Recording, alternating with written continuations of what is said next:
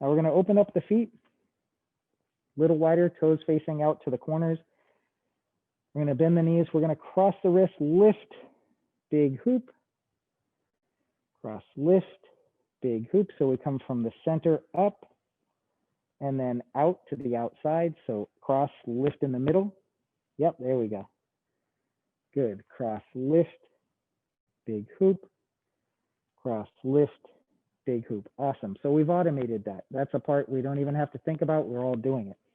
So we're going to add turning the waist. We turn to the right corner, cross, lift. As we make our big circle, turn back to the middle. Good. Turn to the left, big circle to the middle.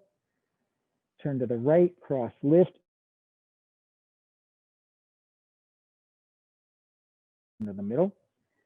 Turn to the right, cross, lift, big circle, turn to the middle. Turn to the left, cross, lift, big circle to the middle.